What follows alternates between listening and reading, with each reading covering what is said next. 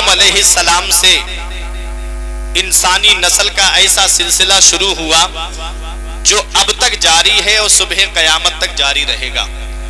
اللہ نے آسمان کا شامیانہ لگا دیا، اللہ نے زمین کا فرش بچھا دیا، انسان دنیا میں آ گیا، انسان اپنی زندگی یوں ہی گزار رہا تھا، کامیابی کا کوئی تصور نہیں، سرداری کا کوئی تصور نہیں، بس یوں ہی اس کی زندگی گزر رہی تھی۔ کسی نے کہا اے انسان تو اپنی زندگی ایسے ہی گزارے گا، تجھے کامیابی نہیں چاہیے، تجھے سرداری نہیں چاہیے، تجھے سرفرازی نہیں چاہیے۔ انسان کہنے لگا مجھے کامیابی ملے گی کیسے، انسان کہنے لگا مجھے سرفرازی ملے گی کیسے۔ امریکہ کے قانون نے آواز دی اے انسان میرے قانون کو اپنا لے، میرے طریقے کو اپنا لے، تو کامیاب ہو جائے گا۔ انسان چلا امریکہ کے قانون کی طرف اور غور سے جب دیکھا تو کہنے لگا اے امریکہ تیرے قانون میں وہ طاقت نہیں، اے امریکہ تیرے پیغام میں وہ طاقت نہیں جو مجھے منزل مقصود پہ پہنچا دے۔ چین کے قانون نے آواز دی اے انسان میرے قانون کو اپنا لے، میرے طریقے کو اپنا لے۔ انسان چلا چین کے قانون کو اپنانے کے لیے، پتا چلا چین کا قانون جھوٹا نکل گیا۔ جاپان کے قانون نے آواز دی اے انسان میرے طریقے کو اپنا لے۔ جب انسان جاپان کے قانون کی طرف چلا تو کہنے لگا اے جاپان کے قانون تیرے اندر وہ طاقت نہیں جو مجھے صراط مستقیم پہ پہنچا دے، جو مجھے منزل مقصود پہ پہنچا دے۔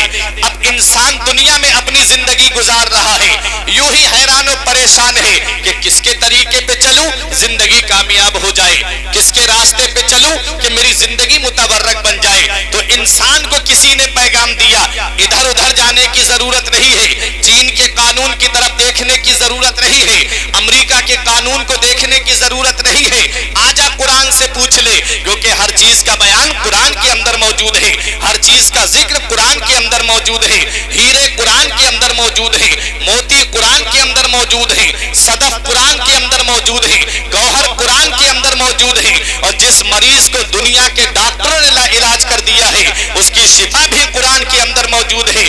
ہم قرآن کی بارگاہ میں پہنچے، ہم نے کہا اے قرآن بتا کس کے طریقے پہ چلے، اے قرآن تو بتا کس کے راستے پہ چلے، کس کی زندگی کے نمونے کو اپنائے کہ ہماری زندگی کامیاب ہو جائے۔ تو قرآن جواب دیتا ہے لقد کان لکم فی رسول اللہ اسوۃ حسنہ، تحقیق کے رسول کی زندگی تمہارے لیے بہترین نمونہ عمل ہے۔ رسول کی زندگی کو اپناؤ، رسول کے بتائے راستے پہ چلو، رسول کے بتائے طریقے پہ چلو، تمہاری زندگی کامیاب ہو جائے گی، تمہاری زندگی متبرک بن جائے گی۔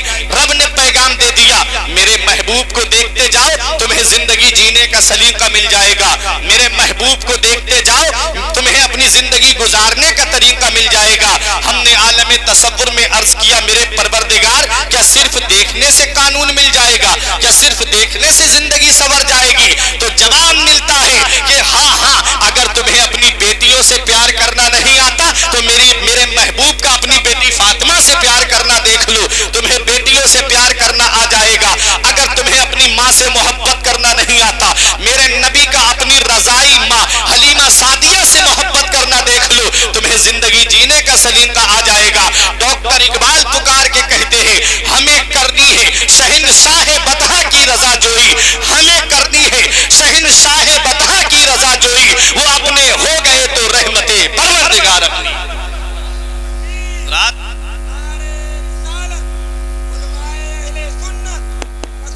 اعلیٰ حضرت خاندانی اعلیٰ حضرت جشن عید میلاد النبی، نعرہ تکبیر، نعرہ رسالت۔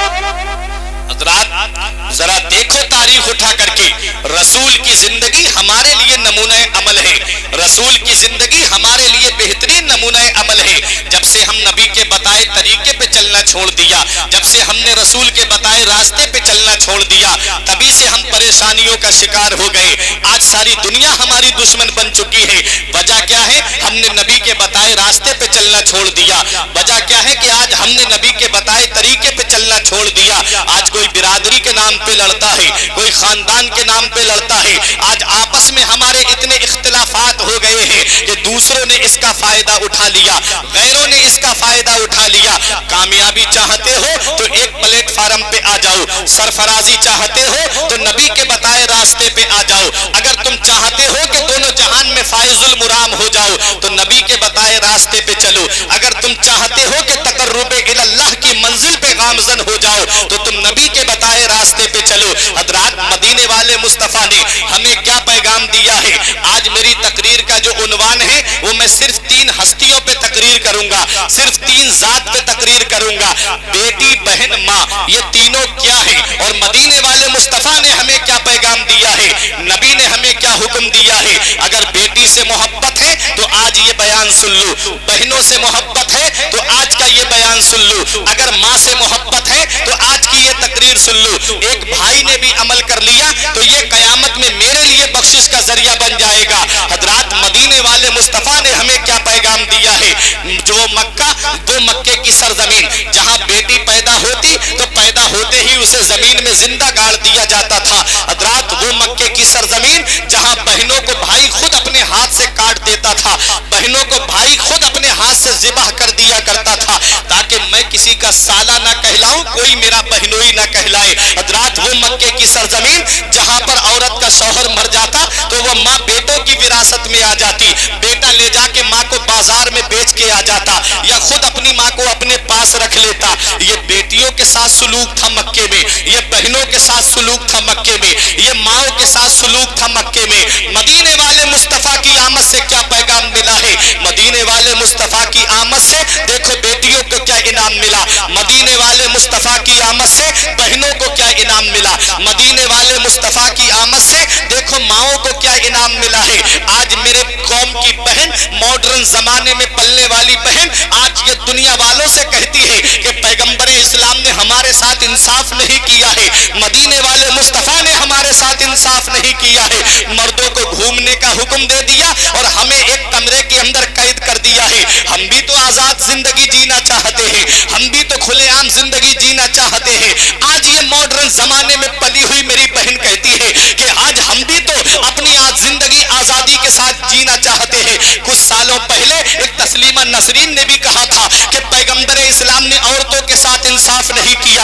اے میری بہن, اگر نبی انصاف نہیں کرتے تو تو اس دنیا میں بھی نہیں آتی. اگر نبی انصاف نہیں کرتے تو آج بیٹیوں کا وجود نہیں ہوتا. اگر نبی انصاف نہیں کرتے تو بہنوں کے ساتھ مکے میں کیا ہوتا تھا, بھائی خود اپنی بہن کو اپنے ہاتھوں سے کاٹ دیتا تھا. ماؤں کے ساتھ کیا انصاف ہوتا تھا. آج میری قوم کی پلی بڑی بیٹی, کالج میں پڑھنے والی بیٹی, جو جا کر کے پیغمبر اسلام کی شان میں گستاخی کرتی ہے اور کہتی ہے کہ پیغمبر اسلام نے مردوں کو گھومنے کا حکم دے دیا ہے اور ہمیں برقعے کے اندر قید کر دیا ہے, ہمیں پردے کے اندر قید کر دیا ہے. یاد رکھو, 2 طرح کی چیزیں ہوتی ہیں, ایک لوہا ہوتا ہے اور ایک سونا ہوتا ہے. لوہا تم نے دیکھا ہے, کبھی گئے ہو سیمنٹ کی دکان پہ سریا آپ نے دیکھی ہوگی, اسے اندر نہیں رکھا جاتا ہے, اسے کمرے میں نہیں رکھتا ہے, بلکہ سریا سیمنٹ کی دکان پہ آپ نے دیکھا ہوگا سریا کو باہر ڈال دیا جاتا ہے, کوئی اسے اٹھا کر کے نہیں لے جاتا ہے. کیا سونا بھی ایسے ہی رکھ دیتے ہو جیسے لوہا تم نے رکھ دیا ہے؟ ٹریکٹر باہر کھڑا کر دیا جاتا ہے, ٹریکٹر کے ساتھ جڑنے والی پرالی کو باہر کھڑا کر دیا جاتا ہے. کیوں؟ کیونکہ وہ لوہے کی بنی ہوئی ہے. کیا سونے کو بھی ایسے ہی رکھ دیتے ہو؟ کیا سونے کو بھی اسی طرح سے کھلے عام رکھ دیتے ہو؟ نہیں رکھتے ہو. کیوں؟ کیونکہ سونا قیمتی ہے.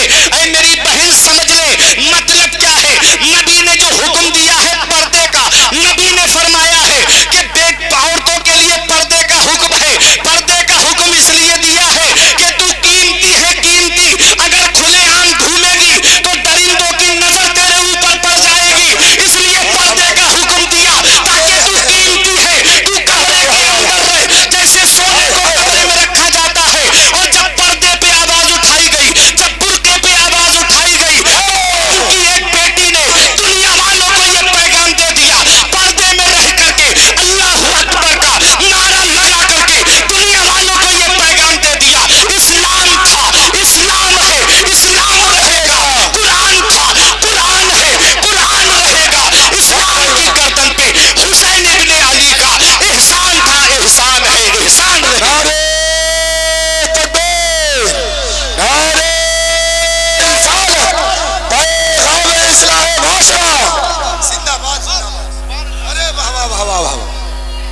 واہ واہ واہ.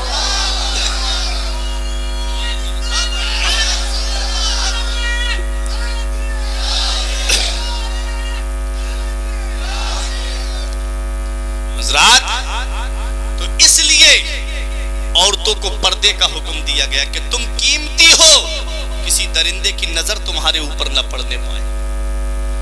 ایک ٹافی آپ نے دیکھی ہوگی، وہ جب تک پنی کے اندر رہتی ہے اس کے اوپر کوئی مکھی نہیں بیٹھتی. دیکھیے کہ نہیں دیکھیے، ارے کیلے کی مثال لے لو، کیلے کے اوپر سے چھلکا نہ چھٹاؤ، ایسے ہی رکھ دینا، کوئی مکھی نہیں بیٹھے گی. اور جیسے ہی چھلکا ہٹا دیا اس کے اوپر سے فوراً مکھیاں بیٹھنا شروع ہو جاتی ہیں. اس کے اوپر ٹافی کے اوپر فوراً مکھیاں بیٹھنا شروع ہو جاتی ہیں. مطلب کیا ہے؟ یہ کیلے کا جو چھلکا ہے یہ اس کا پردہ تھا، یہ اس کا پردہ تھا. جب تک پردہ رہا کوئی گندی چیز اس کے اوپر نہیں بیٹھی، اور جیسے ہی پردہ ہٹ گیا گندی چیزیں بیٹھنا شروع ہو گئی. اے میری بہن اسی سے سمجھ لے، اے میری قوم کی بیٹی اسی سے سمجھ لے، اے میری قوم کی ماں اسی سے سمجھ لے، جب تک تو پردے میں رہتی ہے کسی درندے کی نظر تیرے اوپر نہیں پڑتی ہے. جیسے ہی بے پردہ گھر سے نکلتی ہے درندوں کی نظریں پڑنا شروع ہو جاتی ہے. اگر تو چاہتی ہے کہ زندگی سیف گزارے، اگر تو چاہتی ہے زندگی حفاظت سے گزر جائے، تو اس طریقے کو اپنا لے جو طریقہ پیغمبر اسلام نے تجھے دیا ہے، جو مدینے والے مصطفیٰ نے دیا ہے. یہ ہے آج قوم کی ماڈرن، آج کے اس دور کی ماڈرن زمانے کی لڑکی کہتی ہے کہ پیغمبر اسلام نے ہمارے ساتھ انصاف نہیں کیا، مردوں کو گھومنے کا حکم دے دیا اور ہمیں پردے کا حکم دے دیا. یاد رکھو پیارے مسلمانوں، میں اس سے یہ کہنا چاہتا ہوں میرے نبی انصاف نہ کرتے تو تیرا وجود نہیں ہوتا. دیکھو مکے کی حالت، کیا حال ہوتا تھا بیٹیوں کے ساتھ. اگر کسی کے یہاں بیٹی پیدا ہو جاتی تو وہ اپنے آپ کو سب سے بڑا منحوس سمجھتا تھا، سب سے بڑا نحوست والا سمجھتا تھا. لوگ چوراہوں پہ میٹنگ کر کے باتیں کرتے تھے، ارے فلاں کے گھر میں بیٹی آئی ہے، وہ بہت بڑا منحوس ہے، وہ بہت بڑا نحوست والا ہے. اللہ اکبر. یہ اس طرح کی جب باتیں ہوتی تھی تو وہ شرم کی وجہ سے، آر کی وجہ سے اس بچی کو لے جا کر کے زندہ زمین میں گاڑ آتا تھا. بتاؤ اس بچی نے کیا کیا تھا. یاد رکھو مدینے والے مصطفیٰ کے ایک پیارے صحابی ہیں جن کا نام حضرت دہیہ کلبی ہے. ایک دن نبی کی نظر ان کے چہرے پر پڑی، رب کی بارگاہ میں دعا کرتے ہیں پروردگار دہیہ کلبی کو اسلام کی دولت عطا فرما دے. نبی کے لبہائے مبارک سے دعا نکلی. میرا امام پکار کے کہتا ہے اجابت کا صحرا عنایت کا جوڑا، اجابت کا صحرا عنایت کا جوڑا. دلہن بن کے نکلی دعائے محمد، اجابت نے جھک کر گلے سے لگایا. بڑی ناز سے جب دعائے محمد، جب میرے نبی کے لبہائے مبارک سے دعا نکلی فوراً قبول ہو گئی. رب تبارک و تعالی نے حضرت دہیہ کلبی کے دل میں اسلام کی محبت ڈال دی. آئے نبی کی بارگاہ میں فجر کی نماز کے بعد میں نبی نے اپنی چادر کو بچھا دیا. دہیہ کلبی اس پہ بیٹھ جاؤ. سینے سے لگا لیا نبی کی چادر کو. یا رسول اللہ میرے جیسا گناہگار اس مبارک چادر پہ بیٹھے جو مزمل اور مدثر ہے، یا رسول اللہ میں کیسے بیٹھ سکتا ہوں. مدینے والے مصطفیٰ نے فرمایا کلمہ پڑھ لو. دہیہ کلبی کلمہ پڑھتے ہیں، پڑھنے کے بعد رونے لگتے ہیں. نبی نے فرمایا روتے کیوں ہو؟ کہتے یا رسول اللہ میں نے بڑے گناہ کیے ہیں، کیا اللہ میرے گناہ معاف کر دے گا؟ نبی نے فرمایا تم نے کیا گناہ کیے ہیں؟ کیا تمہارے گناہ سمندر کے جھاگوں سے زیادہ ہیں؟ کیا تمہارے گناہ آسمان کے ستاروں سے زیادہ ہیں؟ عرض کرتے آقا بہت بڑا میں نے گناہ کیا ہے. نبی فرماتے کیا گناہ ہے؟ کہتے آقا میرے اندر جو گھر آتے تھے، میں اپنے قبیلے کا سردار ہوں، میرے اندر 70 گھر آتے تھے، میں نے اپنے ان ہاتھوں سے 70 لڑکیوں کو زمین میں زندہ گاڑ دیا ہے. مدینے والے مصطفیٰ نے اتنا سنا اپنا چہرہ انور ان کی جانب سے پھیر لیا. رونے لگے یا رسول اللہ اب آپ بھی چہرہ پھیر لیں گے تو ہم کس کے پاس جائیں گے؟ اب آپ ہم سے نظر موڑ لیں گے تو ہم کس کے دروازے پہ جائیں گے؟ یا رسول اللہ اب تو ہم آپ کی بارگاہ میں آ گئے ہیں. اللہ اکبر. مدینے والے مصطفیٰ کے سامنے آئے. نبی نے دوسری جانب چہرہ کر لیا. پھر سامنے آ کے کہتے یا رسول اللہ سزا بتا دیجئے میری سزا کیا ہے؟ مدینے والے مصطفیٰ رونے لگے. صحابہ کرام دیکھ رہے تھے کہ آقا کی آنکھوں سے آنسو نکل رہے تھے. حضرات جبرائیل علیہ السلام حاضر ہوئے. عرض کرتے ہیں یا رسول اللہ اللہ آپ کو سلام فرماتا ہے، اللہ ارشاد فرماتا ہے دہیہ کلبی سے کہہ دو جب انہوں نے ایک مرتبہ کلمہ شریف پڑھا تھا تو اللہ نے زمانہ جاہلیت کے 70 لڑکیوں کے قتل کے گناہ کو معاف کر دیا تھا. اللہ اکبر. ایک مرتبہ کلمہ شریف پڑھنے کی برکت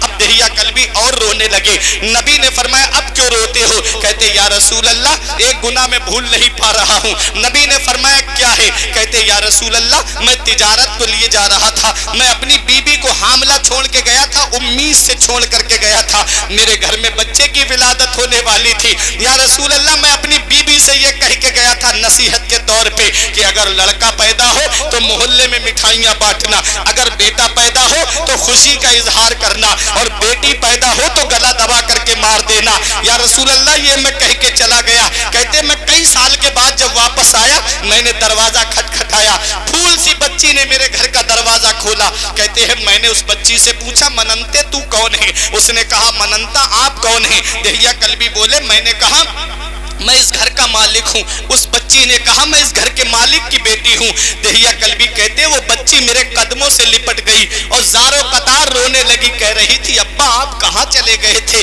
میں کب سے آپ کا انتظار کر رہی تھی. میں روزانہ امی سے پوچھتی تھی میرے والد کب آئیں گے, سب کے والد آ گئے, میرے والد ابھی تک نہیں آئے. تو میری ماں مجھ سے کہتی تھی بیٹی بہت جلدی تیرے والد آنے والے ہیں. ابا بہت دیر کر دی آپ نے آتے آتے, میں آپ کا کب سے انتظار کر رہی تھی. دہیا کلبی کہتے ہیں میں سیدھا اپنی بیوی کے پاس گیا, میں نے کہا یہ کس کی لڑکی ہے؟ کہا یہ تمہاری بیٹی ہے, اس کی ناک دیکھو تم سے ملتی ہے, اس کے رخسار دیکھو تم سے ملتے ہیں, اس کے بالوں کو دیکھو تمہارے بالوں سے میچ کرتے ہیں, ارے اس کا حسن دیکھو تمہارے حسن سے میچ کرتا ہے, تم دیکھتے نہیں یہ تمہاری لاڈلی ہے, پھول سی بچی ہے, دیکھو اس کا چہرہ تو دیکھو کیسا معصومانہ انداز ہے میری بیٹی کا, دیکھو کیسی پھول سی کھلتی ہوئی میری بیٹی ہے. حضرات اتنا سننا تھا. دہیا کلبی کہتے ہیں کہ میں نے اپنی بیوی سے کہا تجھے میری نصیحت یاد رہی تھی کہ میں نے کہا تھا کہ لڑکا پیدا ہو تو محلے میں مٹھائی بانٹنا, لڑکا پیدا ہو تو خوشی کا اظہار کرنا, اور بیٹی پیدا ہو تو گلا دبا کے مار دینا. بیوی نے کہا میرے شوہر مجھے تمہاری نصیحت یاد تھی, مجھے تمہاری نصیحت بہت اچھے طریقے سے یاد تھی. جب میری بیٹی پیدا ہوئی اور جب میرے برابر میں لا کر کے میری بچی کو لٹایا گیا, میں اس کا گلا دبانا چاہ رہی تھی. میری ممتا نے مجھ سے پکار کے کہا خبردار اگر تو نے اس کا گلا دبا دیا تو قیامت تک کے لیے بیٹیوں کا بھروسہ ماں کی ممتا سے اڑ جائے گا, اس لیے اس کا گلا مت دبانا. میرے شوہر میرے لڑکا ہو یا لڑکی ہو دونوں اللہ کی دین ہے, میرے شوہر اس میں میرا کیا قصور ہے؟ میرے شوہر میری بچی کو تو دیکھو. دہیا کلبی کہتے مجھے پھر بھی رحم نہیں آیا, میں نے بچی کو گود میں لیا اور کدال لے کر کے میں جنگل کی طرف جا رہا تھا. میری بیوی نے میرے پیر پکڑ کے کہا مت لے جاؤ میری پھول سی بیٹی کو, مت لے جاؤ میری چاند سی بیٹی کو, مت لے جاؤ میری لخت جگر کو, تم دیکھتے نہیں یہ میرے گلشن کا پھول ہے. حضرات دہیا کلبی کہتے ہیں میں نے پیر کا جھٹکا دیا, بیوی دور جا کر کے گری. میں جنگل کی طرف جا رہا تھا. کہتے راستے میں میری بیٹی نے مجھ سے پوچھا ابا کہاں جا رہے ہیں؟ میں نے کہا بیٹی دعوت میں جا رہے ہیں. کہتے میرے پیر میں نکیلے پتھر لگ گئے جس کی وجہ سے خون نکلنے لگا. کہتے ہیں جب خون نکلا میری بیٹی نے میرے پیر میں خون دیکھا تو کہتی ہے بابا واپس چلو, باپ کا لہو بہا کے دعوت نہیں کھانی ہے, باپ کا خون بہا کے دعوت نہیں کھانی ہے, واپس چلو. دہیا کلبی کہتے بیٹی تھوڑی دور اور. کہتے ہیں جب میں اپنی بیٹی کو لے کر کے جنگل میں پہنچا اور میں نے گڑھا کھودنا شروع کیا, جب میں گڈھا کھود رہا تھا کہتے میری بیٹی نے اپنے چھوٹے چھوٹے ہاتھوں سے مٹی نکال کے باہر پھینکنا شروع کر دی. کہتے میری بیٹی نہیں جانتی تھی آج اس کا باپ ظالم بن چکا ہے, میری بیٹی نہیں جانتی تھی آج اس کا باپ جلاد بن چکا ہے, میری بیٹی نہیں جانتی تھی کہ آج اس کا باپ اس کی زندگی کو ختم کرنے آیا ہے, میری بیٹی نہیں جانتی تھی آج اس کا باپ اسے زمین میں زندہ گاڑنے کے لیے آیا ہے. کہتے مجھے پسینہ آیا, میری بیٹی نے اپنے چھوٹے سے دوپٹے سے میرے پسینے کو صاف کیا.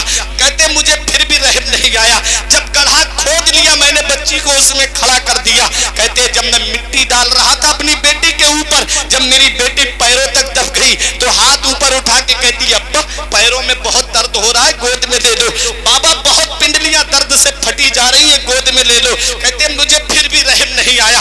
کہتے میں اپنی بیٹی پہ مٹی ڈالنے لگا. کہتے ہیں جب میری بیٹی سینے تک دب گئی مجھے پھر بھی رحم نہیں آیا. میری بیٹی کہہ رہی تھی بابا گود میں اٹھا لو, درد سے پیر پھٹے جا رہے ہیں, بابا سانسیں دب رہی ہے گود میں اٹھا لو. کہتے مجھے پھر بھی رحم نہیں آیا. جب میری بیٹی گلے تک دب گئی تب میری بچی سمجھ گئی کہ اب اس کا باپ ظالم ہو چکا ہے. تب میری بچی نے آسمان کی طرف دیکھ کے کہا اے پروردگار, جہاں سارے دروازے بند ہو جاتے ہیں تیری رحمت کا دروازہ کھلا ہوتا ہے. اے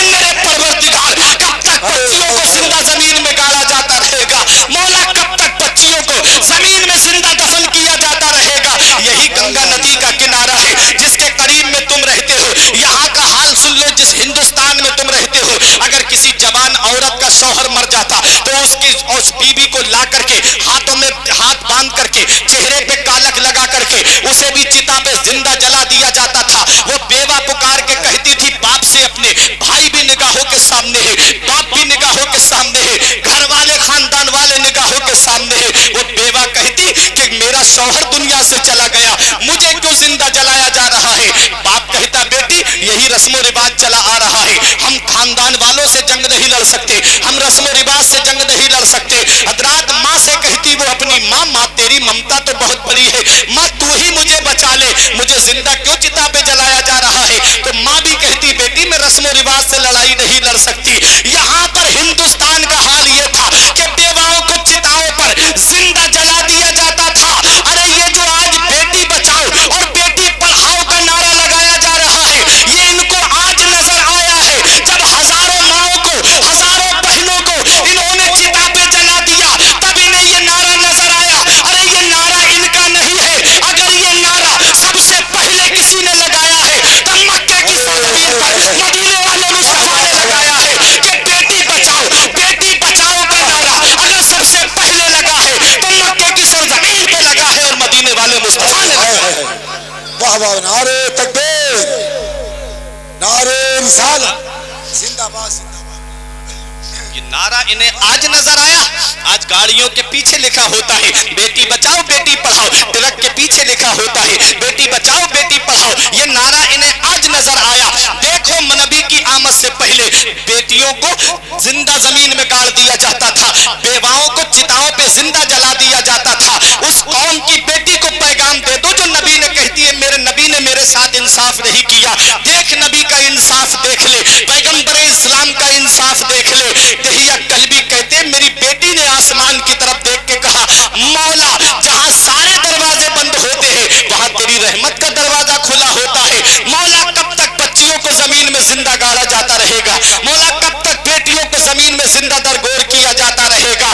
وہ بچی کہتی ہے مولا میں نے اپنے گھر میں سنا ہے تیرا آخری پیغمبر آئے گا جو بیٹیوں کو بچاتا ہوا آئے گا, آخری رسول آئے گا جو بچیوں کو بچاتا ہوا آئے گا, تیرا آخری نبی آئے گا جو بیٹیوں کو بچاتا ہوا آئے گا. کب آئے گا زندگی دینے والا, کب آئے گا بیٹیوں کو بچانے والا, کب آئے گا بیٹیوں کو سینے سے لگانے والا پیغمبر. حضرات دہیا کلبی کہتے ہیں یہ کہتے کہتے میری بچی کی آواز دب گئی. تو سنو اے پیارے مسلمانوں, اے اسراول کے زندہ دل مسلمانوں, تو ٹھیک 12 ربیع النور کو عین خانہ کعبہ کے سامنے حضرت عبداللہ کے مکان سے, حضرت آمنہ کی گود سے, حضرت عبد المطلب کے گھر سے صبح صادق کے وقت میں ایک آواز فضا میں گونجتی ہے, اے زمین میں دفن ہونے والی بچیوں اب پریشان مت ہو, اے چتاؤں پہ جلنے والی بیواؤں اب پریشان مت ہو, تمہیں بچانے کے لیے محمد رسول اللہ آ گئے ہیں.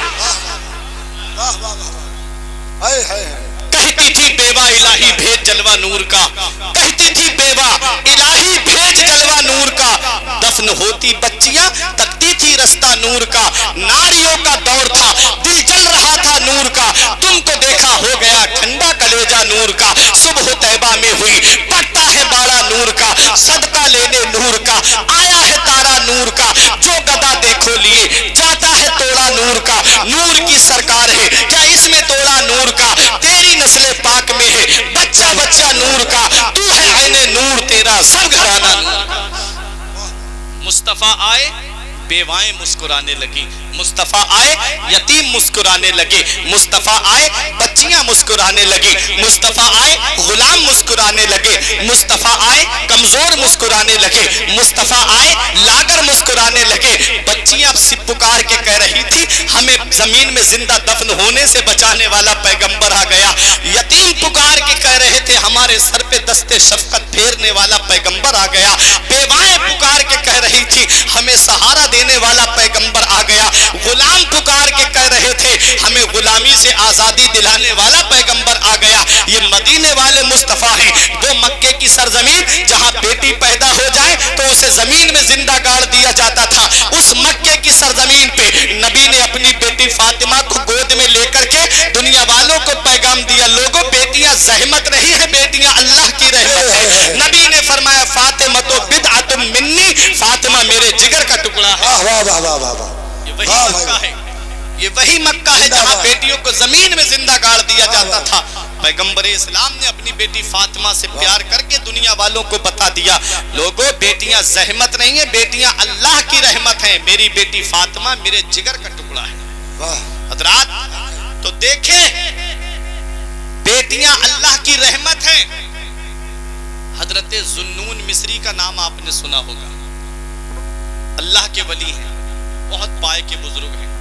حضرت ذوالنون مصری کہتے ہیں میرے لیے 10 سال تک جنت سے کھانا آتا رہا، آسمان سے دسترخوان اترتا تھا۔ ذوالنون مصری کتاب القلیوبی میں حکایت ہے، کہتے 10 سال تک کھانا آتا رہا میرے لیے۔ ایک دن دل میں یہ خیال آیا کہ یہ جو کھانا آتا ہے نا، یہ مجھے میری عبادت کی وجہ سے آتا ہے، میں اللہ کی عبادت کرتا ہوں، میں اللہ کا ولی ہوں، کہتے اس لیے آتا ہے۔ کہتے 10 سال کے بعد جب میری بیٹی کا انتقال ہوا تو وہ جنتی کھانا آنا بند ہو۔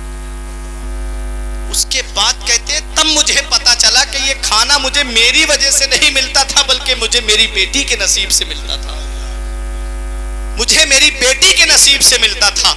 اللہ اکبر، ذرا سوچے تو صحیح، یہ جانے والوں کو مت دیکھیے، یہ بچے ہیں، ہو سکتا ہے ان کی سمجھ میں نہ آتی ہو تقریر، مجھے اپنے بزرگوں سے اور جوانوں سے بات کرنی ہے۔ آپ میری تقریر کو سنیے گا بہت غور سے۔ حضرات ذوالنون مصری فرماتے ہیں وہ جنتی کھانا 10 سال کے بعد جب میری بیٹی کا انتقال ہوا تو آنا بند ہو گیا۔ کہتے تب مجھے سمجھ میں آیا کہ یہ جو کھانا میرے لیے آتا تھا یہ میری وجہ سے نہیں بلکہ میری بیٹی کی وجہ سے آتا تھا۔ پتہ چلا جس گھر میں بیٹیاں ہوتی ہیں اس گھر میں اللہ کی رحمت اترتی ہے۔ اور ایک شاعر نے تو یوں کہا تھا، بہت دلکش ہے ہر منظر مگر اچھا نہیں لگتا، بہت دلکش ہے ہر منظر مگر اچھا نہیں لگتا، تمہارے بن نہ جانے کیوں سفر اچھا نہیں لگتا، زمانے بھر کی ساری نعمتیں موجود ہوں لیکن اگر بیٹی نہ ہو گھر میں تو گھر اچھا نہیں لگتا۔ زمانے بھر کی ساری نعمتیں موجود ہوں لیکن اگر بیٹی نہ ہو گھر میں تو گھر اچھا نہیں لگتا۔ بیٹیاں اللہ کی رحمت ہے۔ وہ مکہ جہاں پر بیٹیوں کو زمین میں زندہ گاڑ دیا جاتا تھا، مدینے والے مصطفیٰ نے اس مکے میں کھڑے ہو کر کے پیغام دیا، اے لوگو اگر کسی کی 3 بیٹیاں ہیں یا 3 بہنیں ہیں وہ ان کی اچھی تعلیم و تربیت دلائے ان کو، اور اچھے گھر میں ان کا نکاح کر دے، اچھے سے پرورش کرے۔ مدینے والے مصطفیٰ ارشاد فرماتے وہ میرے جنت میں اتنا قریبی ہوگا جتنا شہادت والی انگلی برابر والی انگلی کے قریب ہے۔ سبحان اللہ۔ میری انگلیاں اس لائق نہیں کہ میں مثال دے سکوں، لیکن تمثیل کے طور پہ کہہ رہا ہوں، یہ جو 2 انگلیاں دیکھ رہے ہیں ان 2 انگلیوں میں کتنا فاصلہ ہے۔ نبی فرماتے ہیں جس کی 3 بیٹیاں یا 3 بہنیں ہوں ان کی اچھی تعلیم و تربیت کا انتظام کرے، اچھے سے پرورش کرے اور اچھے گھر میں ان کا نکاح کر دے تو نبی فرماتے ہیں وہ جنت میں میرے اتنا قریب ہوگا۔ ایک صحابی کھڑے ہوئے بولے یا رسول اللہ جس کی 2 ہوں؟ نبی نے فرمایا جس کی 2 ہوں اور وہ اچھے سے تعلیم دے، اچھے سے نکاح ان کا اچھی تربیت دینے کے بعد اچھے گھر میں نکاح کر دے، وہ بھی جنت میں میرے اتنا ہی قریب ہوگا۔ یہ لگاؤ ہے بیٹیوں سے۔ اب ایک کھڑے ہو گئے صحابی بولے آقا جس کی 1 بیٹی ان کے پاس 1 ہی تھی، جس کے پاس 2 تھی انہوں نے 2 کے تعلق سے پوچھا، جن کی 1 بیٹی تھی وہ کھڑے ہو گئے یا رسول اللہ 1 بیٹی ہو وہ کیا کرے؟ نبی نے فرمایا جس کی 1 بیٹی ہو اس کو اچھی تعلیم دے، اچھی تربیت دے اور اچھے گھر میں نکاح کر دے تو وہ بھی جنت میں میرے اتنا ہی قریب ہوگا۔ یہ پیغمبر اسلام پیغام دے رہے مکے کی سرزمین پہ۔ حضرات تو بیٹیاں زحمت نہیں ہے، بیٹیاں اللہ کی رحمت ہے۔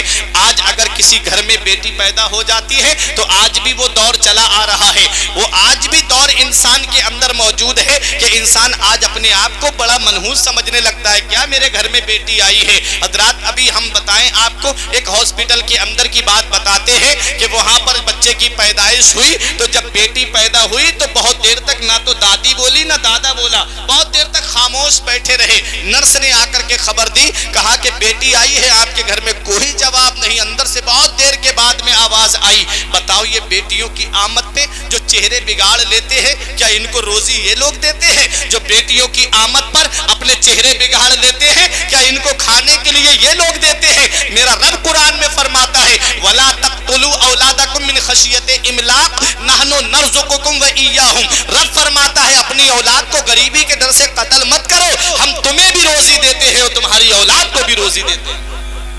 جب کھلانے والی ذات اللہ کی ہے تو تم افسوس کرنے والے کون ہوتے ہو؟ تقدیر انسان نہیں لکھتا ہے، تقدیر اللہ لکھتا ہے۔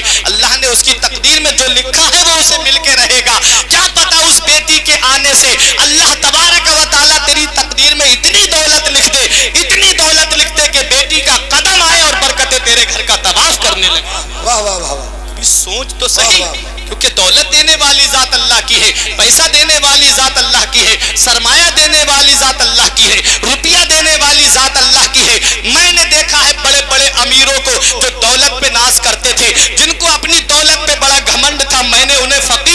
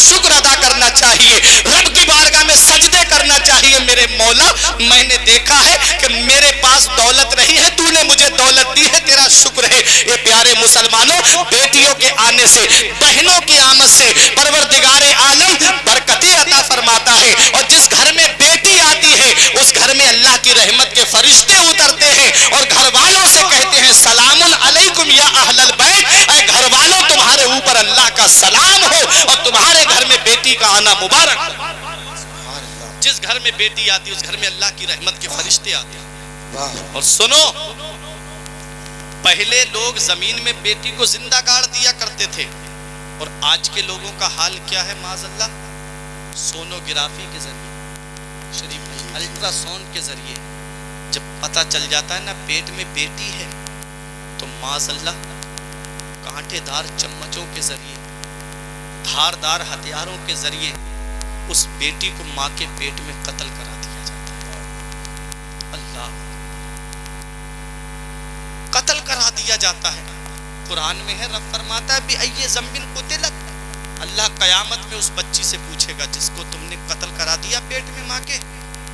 اللہ قیامت میں پوچھے گا تجھے کس گناہ کے جرم میں قتل کیا گیا، کس گناہ کے جرم میں تجھے قتل کیا گیا. حضرات ایک بات سوچنے کی ہے، شرابی سے پوچھنا چاہیے کہ تو نے شراب کیوں پی، زانی سے پوچھنا چاہیے کہ تو نے زنا کیوں کیا، زانی سے پوچھا جائے گا کہ تو نے زنا کیوں کیا، چور سے پوچھا جائے گا تو نے چوری کیوں کی، شرابی سے پوچھا جائے گا تو نے شراب کیوں پی. لیکن بیٹیوں کے قاتل سے اللہ تعالیٰ قیامت میں سوال نہیں کرے گا.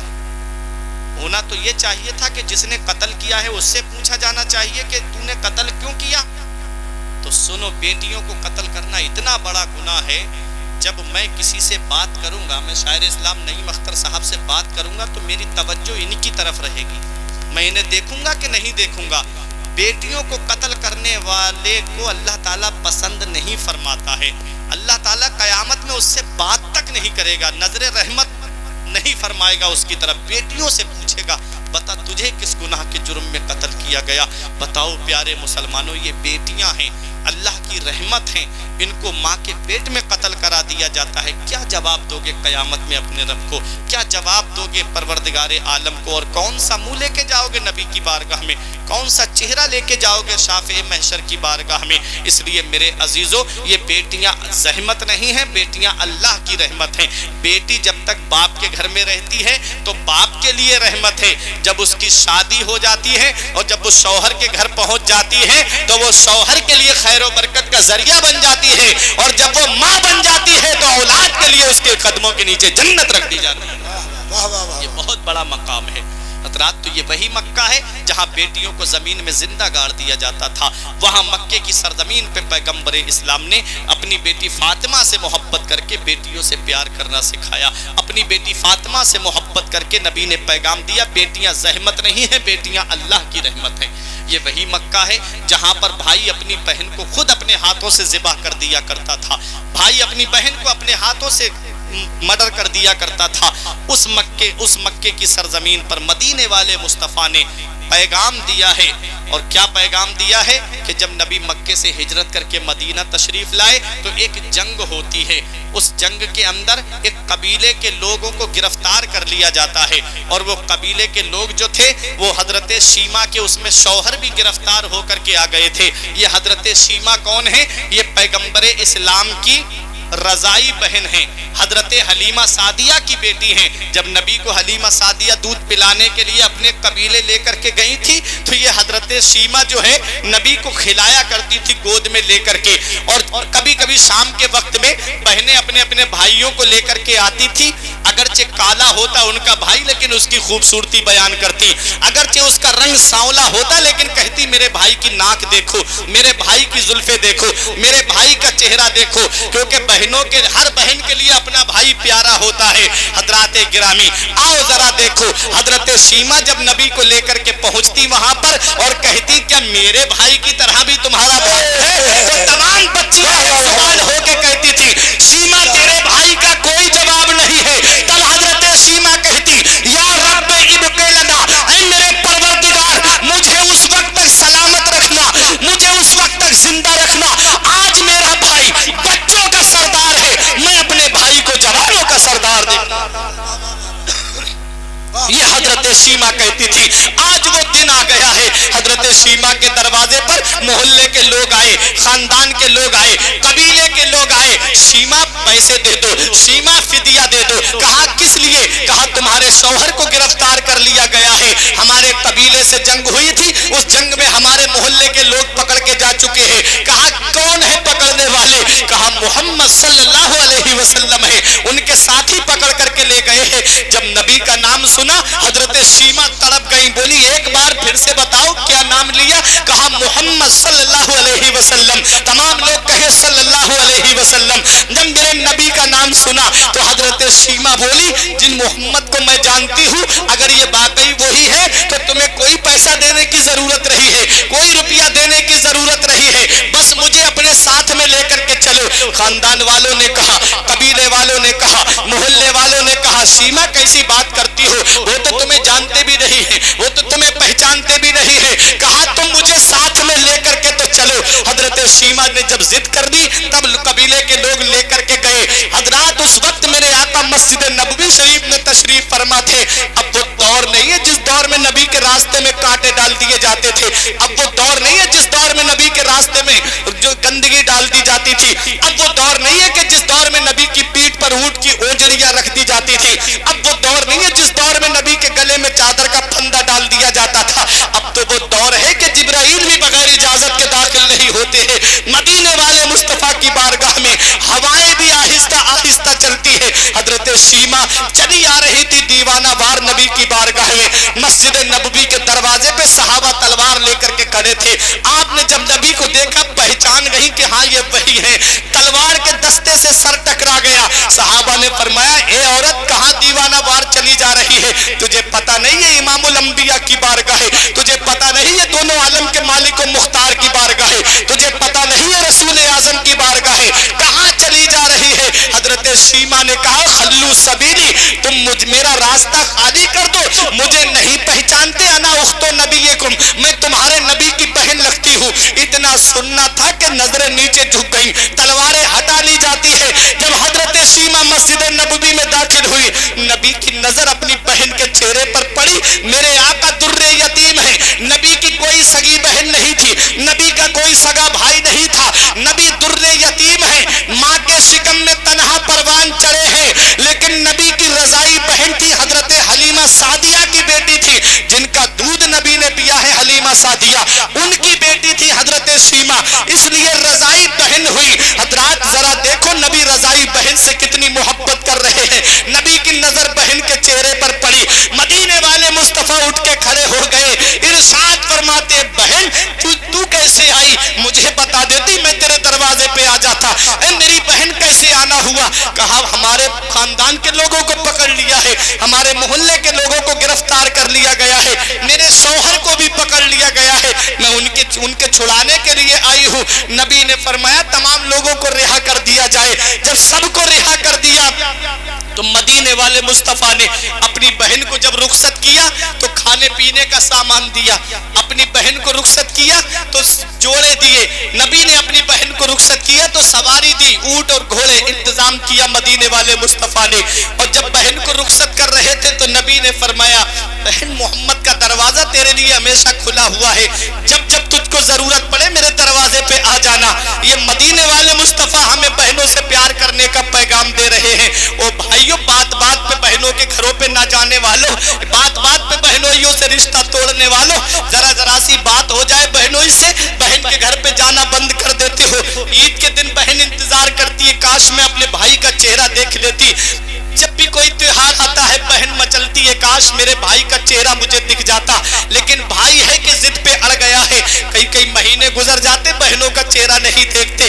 ارے باپ کے انتقال کے بعد بہن گھر پہ آ جائے تو نہ اس کی بھابت صحیح سے بات کرے نہ بھائی اس سے صحیح سے بات کرے. ارے تم کبھی ان کی بھاوناؤں کو نہیں سمجھتے, کبھی تم ان کے دل کے ارمانوں کو نہیں سمجھتے. یہ بہنیں باپ کے انتقال کے بعد میں, ماں کے انتقال کے بعد میں تم سے زمین کا سوال کرنے نہیں آتی, تم سے جائیداد کا سوال کرنے نہیں آتی, تم سے کوئی زیور مانگنے نہیں آتی, بلکہ اپنے بھائی کے چہرے میں اپنے باپ کا چہرہ دیکھنے آتی ہے, اپنے ماں کے چہرے اپنے بھائی کے چہرے میں ماں کی ممتا دیکھنے آتی ہے. اس لیے تم بھی ان کو دروازے سے, جب دروازے پہ سے تم ان کو باہر کر دو گے اور جب تم ان سے محبت سے پیش نہیں آؤ گے تو پھر یہ کہاں محبت تلاش کرتی پھریں گی. مدینے والے مصطفیٰ نے پیغام دیا ہے کہ بہنوں سے محبت کرو. نبی نے اپنی رضائی بہن حضرت شیمہ سے محبت کر کے ہمیں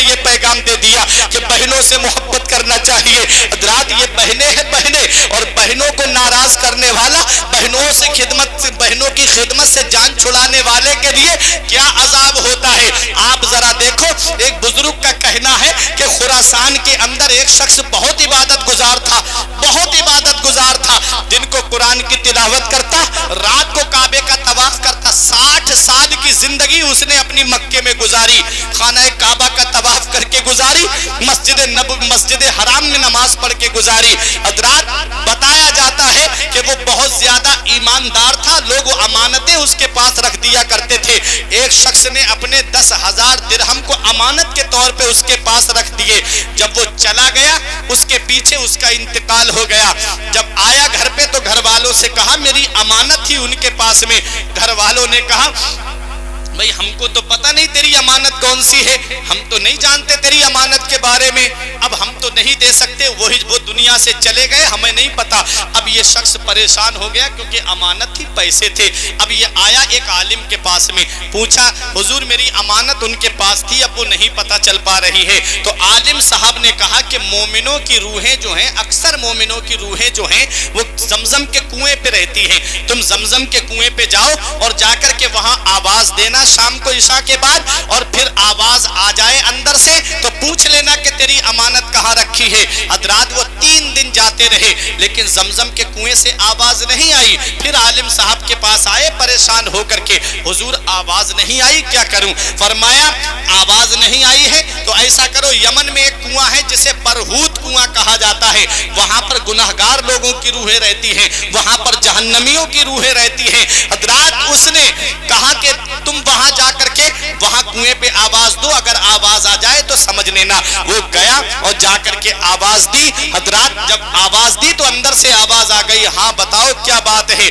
تو کہا کہ میری امانت کہاں ہے؟ کہا میرے گھر کے فلاں کونے میں تیری امانت دفن ہے، وہاں سے نکال لینا۔ حضرات اس نے کہا امانت تو مل گئی، لیکن ذرا یہ تو بتاؤ 60 سال کی زندگی تم نے ایسے گزاری ہے کہ دن کو قرآن پڑھتے اور رات کو کعبے کا طواف کرتے، 60 سال کی زندگی تم نے اللہ کی عبادت میں گزاری، بظاہر تم نے کوئی گناہ نہیں کیا، لیکن تم یہاں پر کس لیے آئے جہاں جہنمیوں کی روحیں رہتی ہیں؟ یہاں آنے کا کیسے مطلب ہوا؟ تو کنویں کے اندر سے آواز آتی ہے، ہاں میں نے 60 سال اللہ کی عبادت کی ہے، ہاں میں بہت نیک و پرہیزگار تھا، لیکن ایک گناہ کی وجہ سے اللہ نے میری پکڑ کر لی۔ کہا گناہ کیا تھا؟ کہا میری ایک اپاہج بہن تھی، میری بہن معذور تھی، اپاہج تھی، میں اسے چھوڑ کے آ گیا اور آ کر کے اپنی زندگی الگ گزارنے لگا، میں نے اس کی خدمت نہیں کی، حالانکہ وہ میری خدمت کے لیے میری خدمت کی محتاج تھی۔ میں اپنی بہن کو چھوڑ آیا، اس سے کوئی تعلق نہیں رہا میرا،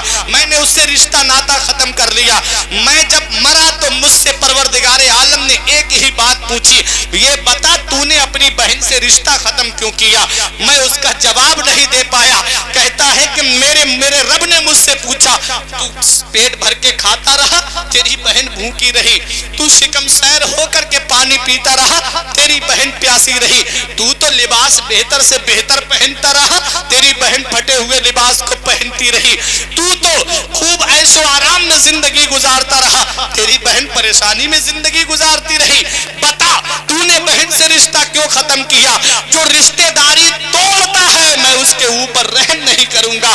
اللہ اکبر۔ وہ کہتا ہے کہ اس گناہ کی وجہ سے مجھے آج اس کنویں کے اندر ڈال دیا گیا ہے اور میرے اوپر عذاب ہو رہا ہے، آپ میرے اوپر کرم کر دو، میری بہن فلاں محلے میں رہتی ہے، میری بہن فلاں علاقے میں رہتی ہے، جا کر کے میری بہن سے یہ کہہ دو کہ اس کا بھائی عذاب میں مبتلا ہے، وہ اپنے بھائی کی اس غلطی کو معاف کر دے، وہ معاف کر دے گی، اللہ تعالیٰ مجھ کو جنت عطا فرما دے گا۔ وہ کہتے ہیں بزرگ کہ میں گیا اور جا کر کے اس کی بہن کو تلاش کیا تو بہن مل گئی۔ میں نے کہا کہ تمہارا بھائی عذاب میں مبتلا ہے۔ اللہ اکبر۔ بہن نے جب بھائی کو پریشانی میں سنا تو بہن رونے لگی، آنکھوں سے آنسو نکلنے لگے، کیونکہ بہنیں بھائیوں سے بہت پیار کرتی ہیں، بہنیں بھائیوں سے بڑی محبت کرتی ہیں۔ رونے لگی تو کہا کہ میں نے اپنے بھائی کو معاف کیا۔ جب اتنا کہا وہ کہتے ہیں میری امانت مل گئی، میں نے اس کو خرچ کے لیے پیسے دے دیے تاکہ اس کی زندگی سکون سے گزر جائے۔ کہتے پھر میں گیا زمزم کے کنویں پہ اور میں نے وہاں آواز دی تو اس کنویں کے اندر سے آواز آ گئی، وہ میرا شکریہ ادا کر رہا تھا اور کہہ رہا تھا کہ آج تمہاری وجہ سے اللہ تعالیٰ نے مجھے جہنم سے نکال کر کے جنت عطا فرما دی۔ سبحان اللہ۔ نعرہ تکبیر، نعرہ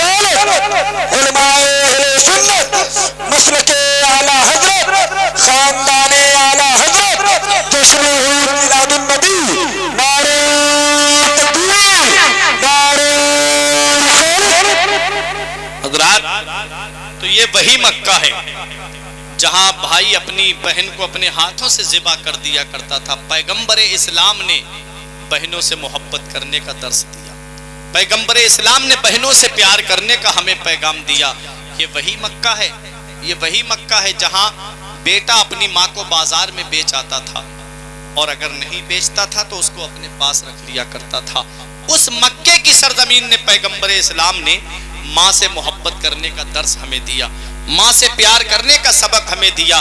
میرے آقا حرم شریف میں تشریف فرما تھے، مدینے والے مصطفیٰ کی بارگاہ میں ایک بوڑھی عورت آئیں، بہت بزرگ عورت تھی۔ مدینے والے مصطفیٰ اٹھ کے کھڑے ہو گئے ان کے استقبال کے لیے، اپنی چادر کو بچھا دیا۔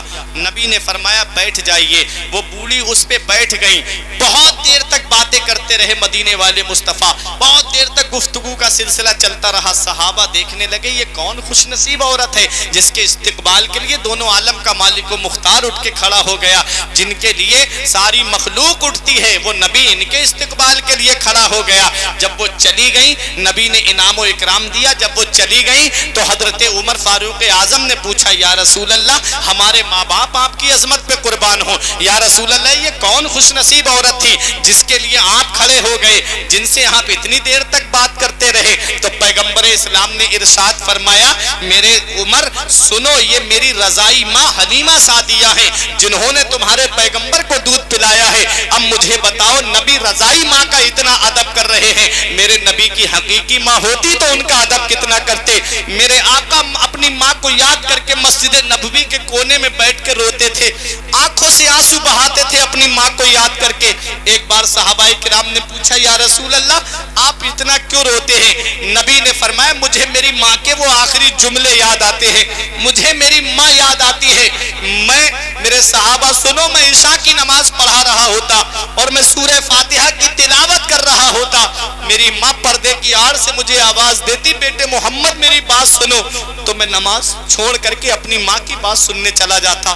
یہ پیغام نبی ہمیں دے رہے ہیں، اور شریعت کا مسئلہ بھی ہے کہ اگر نفل نماز پڑھ رہے ہو، فرض واجب نہیں نفل نماز پڑھ رہے ہو، اور ماں یا باپ میں سے کوئی آواز دے دے تو شریعت یہ اجازت دیتی ہے کہ نماز کو توڑ دو اور باپ کی اور ماں کی بات سننے چلے جاؤ۔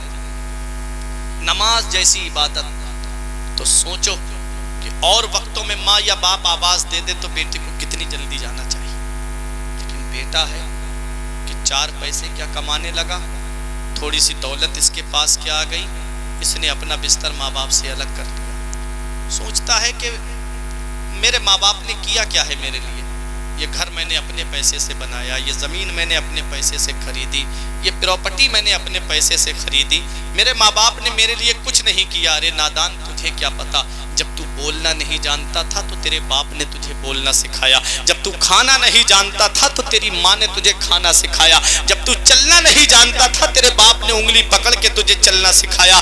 آج ان کی ان قربانیوں کو بھول گیا، آج ان کی ان مہربانیوں کو بھول گیا۔ انسان پوری زندگی ماں کی خدمت کرتا رہے تب بھی ماں کے 3 احسان ایسے ہیں کہ ان احسانوں کا بدلہ نہیں چکا سکتا۔ پہلا احسان ماں کا یہ ہے کہ وہ 9 مہینے اپنے شکم میں رکھتی ہے، 9 مہینے اپنے پیٹ میں رکھتی ہے۔ اس احسان کا بدلہ تم کیسے چکا سکتے ہو؟ یاد رکھو جب انسان ماں کے پیٹ میں ہوتا ہے اس وقت میں ماں کو کتنی پریشانیوں کا سامنا کرنا ہوتا ہے، اس وقت میں ماں کو کتنی دقتوں کا سامنا کرنا پڑتا ہے۔ کبھی اس قربانی کو تو یاد کرو، جن کی شادیاں ہو گئی ہیں وہ سمجھیں گے یہ کتنی پریشانی کا مرحلہ ہوتا ہے، جن کی بے شادیاں ہو گئی ہیں اور جن کے گھر میں پیدائش کا معاملہ ہونے والا ہوتا ہے، وہ دیکھتے ہیں بیوی رات بھر وہی بستر پہ بیٹھ کر کے کاٹ دیتی ہے، کتنی تکلیفیں ہوتی ہے۔ کبھی پیر میں درد ہوتا ہے، کبھی کمر میں درد ہوتا ہے، کبھی سر میں درد ہوتا ہے، کبھی جسم کے اندر سوجن پیدا ہو جاتی ہے، کبھی بلڈ پریشر لو ہو جاتا ہے، کبھی بی پی ہائی ہو جاتا ہے، کبھی اس کے جسم کے اندر پانی کی کمی ہو جاتی ہے، کبھی خون کی کمی ہو جاتی ہے۔ کبھی سوچا ہے تم نے کتنے مرحلوں سے عورت گزرتی ہے، تب کہیں جا کر کے بچے کی پیدائش ہوتی ہے، تب کہیں جا کر کے بچے کی ولادت ہوتی ہے۔ عمر فاروق اعظم کے پاس میں ایک عورت نے آ کر کے شکایت کی تھی بوڑھی ماں نے، آقا میرا بیٹا مجھے بہت ستاتا ہے، میرا بیٹا میرے اوپر ظلم کرتا ہے۔ آپ نے اس کے بیٹے کو بلایا اور بلانے کے بعد اس کے پیٹ پہ ایک وزنی پتھر باندھ دیا جس کا وزن مثال کے طور پہ بولتا ہوں کہ 2 کلو کے قریب تھا۔ حضرات عمر فاروق اعظم نے فرمایا یہ پتھر تیرے پیٹ سے ہٹنا نہیں چاہیے، سے وہ شخص چلا گیا. رات کو سونا دشوار ہو گیا, پیٹ پہ وزن کی وجہ سے سانس دبنے لگی, کھانا نہیں کھایا جائے, حاجت سے نہیں جایا جائے, پریشان ہو گیا. اپنی ماں سے کہتا ہے ماں میرے یہ پیٹ سے پتھر کو ہٹوا دے. ماں نے کہا میں نہیں جاؤں گی. خود گیا, جب گیا تو عمر فاروق اعظم نے وہ پتھر ہٹا دیا, تھوڑا وزن اور بڑھا دیا. کہا خبردار اگر یہ پتھر تیرے پیٹ سے ہٹ گیا تو سخت سزا دوں گا. رات جب شام کو گھر پہ آیا تو ایک رات کاٹنا دشوار ہو گئی. ماں سے ہاتھ جوڑ کے کہتا ہے امی میں تیرے ہاتھ جوڑتا ہوں, میرے جسم سے یہ تکلیف کو دور کروا دے. ماں اپنے بیٹے کو صبح کو لے کر کے آئی عمر فاروق اعظم کی بارگاہ میں. حضور میں نے اپنے بیٹے کو معاف کیا, مجھ سے پریشانی دیکھی نہیں جا رہی ہے بیٹے کی, حضور آپ بھی معاف کر دیجئے. آپ نے وہ پتھر پیٹ سے ہٹایا اور اس کے بعد ایک تاریخی جملہ کہا, ارے نادان تو یہ چند وزن کے پتھر کو لے کر کے تو ایک رات کاٹنا تجھے دشوار ہو گیا, یہ تھوڑا سا پتھر لے کر کے تجھے ایک رات کاٹنا تجھے مشکل ہو گیا. تو نے اپنی ماں کی اس قربانی کو کیسے فراموش کر دیا کہ ماں تیرے وزن کو لے کر کے 9 مہینے تک کیسے اپنی زندگی کو کاٹتی رہی, کیسے اس نے اپنے گھر کا کام کیا ہوگا, کیسے گھر والوں کے لیے کھانا بنایا ہوگا, کیسے سب کے لیے کپڑے دھوئے ہوں گے, کیسے گھر کا کام کاج کیا ہوگا. بیٹا بھول جاتا ہے نا ماں کی ان قربانیوں کو, بیٹا فراموش کر دیتا ہے ماں کی ان قربانیوں کو. یاد رکھو ماں کا احسان 3 احسان ایسے ہیں, بیٹا پوری زندگی ماں کی خدمت کرے تب بھی ان احسانوں کا بدلہ نہیں چکا سکتا. سب سے پہلا احسان یہ ہے کہ وہ 9 مہینے اپنے شکم میں رکھتی ہے, اور دوسرا احسان ماں کا یہ ہے کہ وہ اولاد کو جنم دیتی ہے. ہم نے دیکھا ہے بعض عورتوں کا بچے کی پیدائش کے وقت میں انتقال ہو جاتا ہے, کتنی پریشانیوں کا سامنا کرتی ہے ماں. اور جب ایک بار اپنے لال کو دیکھتی ہے, ایک بار اپنے لخت جگر کو دیکھتی ہے تو سب تکلیفیں بھول جاتی ہے, ساری پریشانیاں بھول جاتی ہے کہ میرا بیٹا سلامت ہے.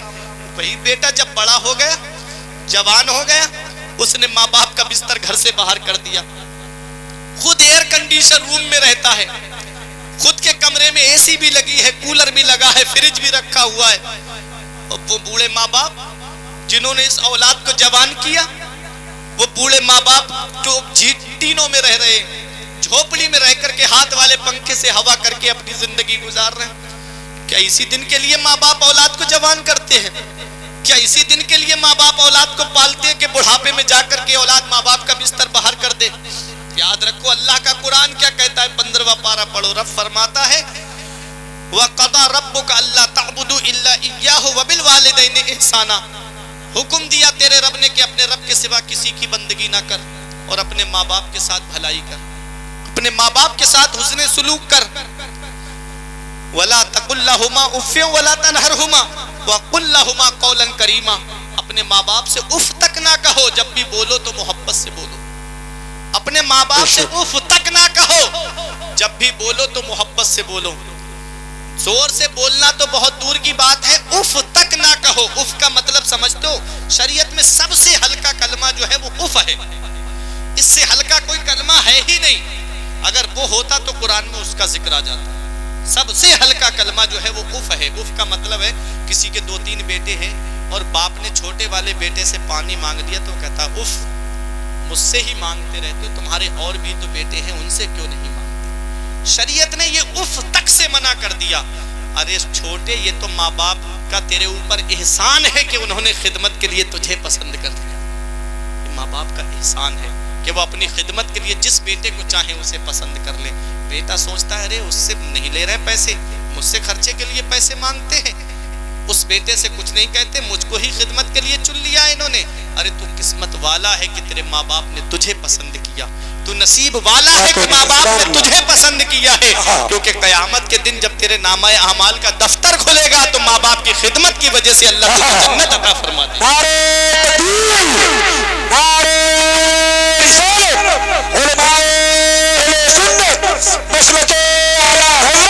سرزمین اسرا والآباد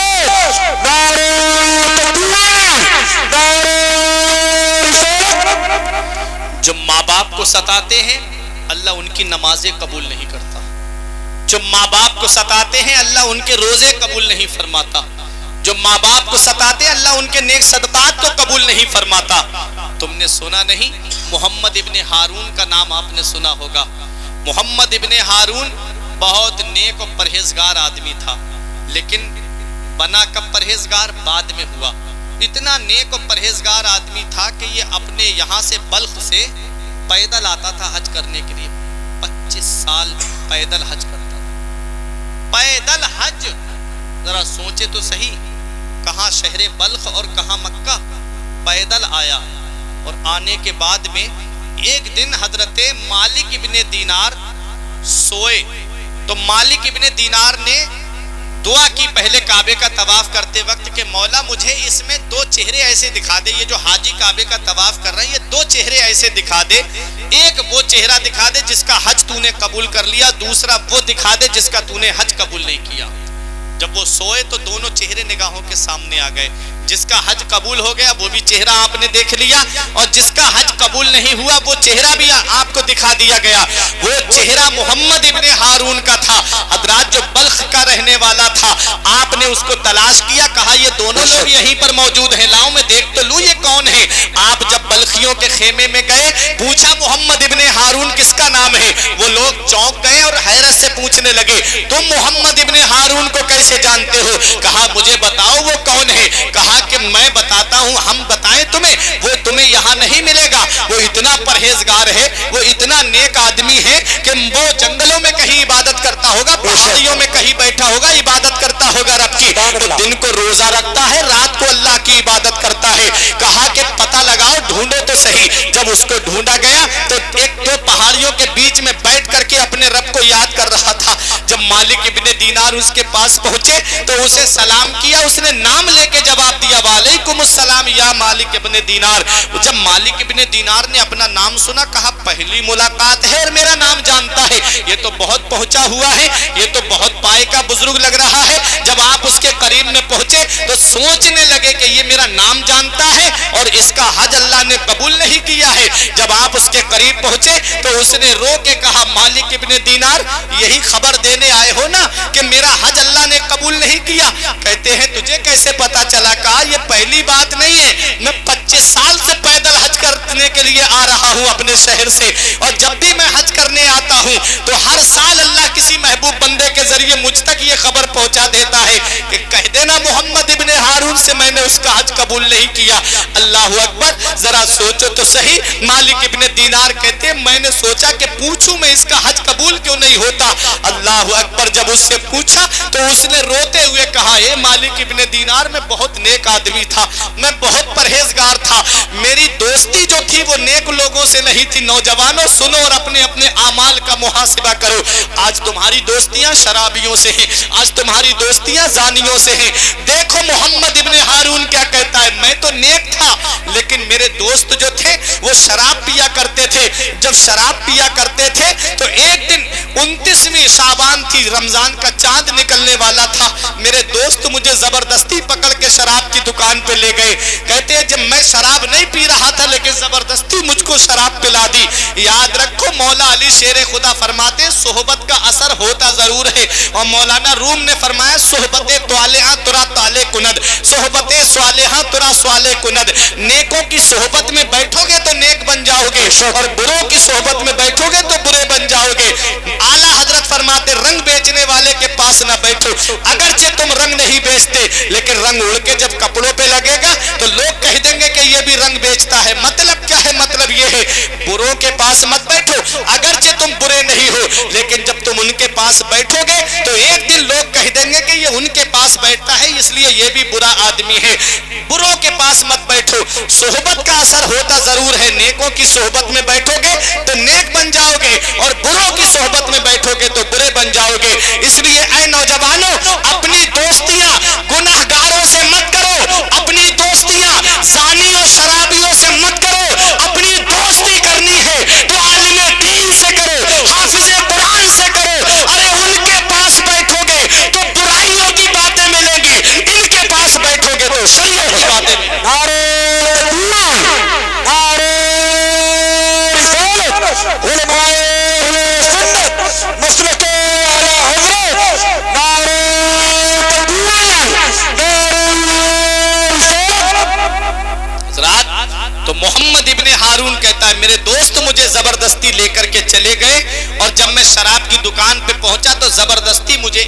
پلا دیا. جب شراب میں نے پی تو کہتے میں گھر آیا تو رمضان کا چاند نکل چکا تھا, رمضان شریف کا چاند نکل چکا تھا. کہتے ہیں جب میں نے دروازے پہ دستک دی تو میری ماں نے دروازہ کھولا, اور جب شراب کی بو آئی تو میری ماں غصے میں آگ بگولا ہو گئی. ماں نے غصے میں کہا ظالم تو آج کے دن شراب پی کے آیا ہے, رمضان کا مبارک چاند نکل چکا ہے, لوگ مسجدوں میں تراویح کی نماز پڑھ رہے ہیں اور تو شراب پی کے آیا ہے.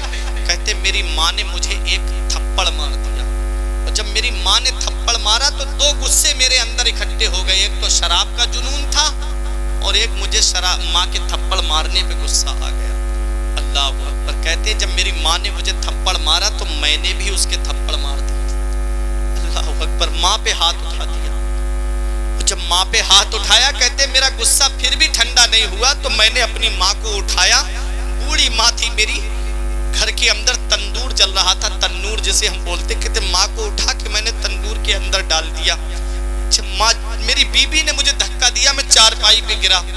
کہتے ہیں میری بیوی نے بہت کوشش کی بچانے کی لیکن میری ماں کو نہیں بچا پائی, میری ماں جل گئی اور اس کا انتقال ہو گیا.